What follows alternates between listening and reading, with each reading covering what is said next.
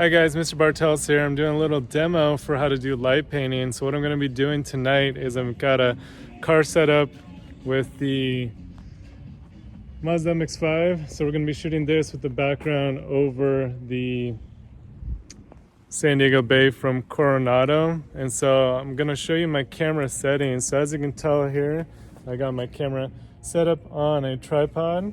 And so it's fixed, and so basically wherever I shoot from, it's going to be in a fixed position, so I can light any side of it and it'll all be put together in post in Photoshop, or I can do it just one light swoop together. So I'm just gonna turn on my camera real quick and then I can show you my settings. And so you can kind of see here we got a 30-second exposure. I have it on a 10-second timer, and I have my aperture at f13, so that way I can let more light in from the city. And then my ISO is set to L, which is actually ISO 50. And so you can actually see my drive mode is at a 10-second.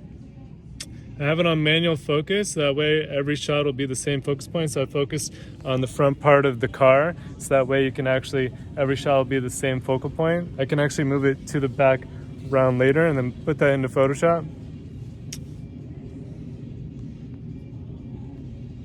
And then I have it on RAW, so that way I have more flexibility. You could shoot this in JPEG. I have my white balance set to sunlight, and that way when I do multiple exposures, it's not going to change around, it's not going to change the color temperature, so that way it's fixed as well. And so my ISO is set to L. I could go up to 100 or 200, you can see it gets brighter. And so you just you can play with that in camera depending on how bright you want your light to show up or how bright you want your background to show up. Alright guys, so what I'm going to do now is actually do the light painting. So I'm going to start my timer. It's on a 10-second timer.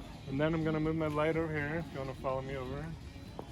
So what I'm going to do is use the light to light my subject. So you're blocking the camera. So I'm going to go and light the camera. So I can light different angles of the car. And get the wheels in different sections. And as long as my light doesn't face the camera, it won't show up in the photograph. So as long as I kind of keep it turned away.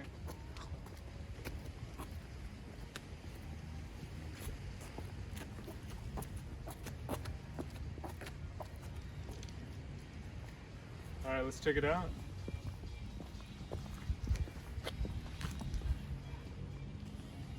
That's our light painted Mazda MX-5. Looks pretty good. So then what I can do is go through and play with the exposure, how bright I want it, and how what size of the car do I want to light. And then basically, as long as my camera doesn't move, I can just put in the pieces in Photoshop and just use the layer mask and paint the front side, the back side, the top side, so I can perfectly light each section, and that way it gets a nice result.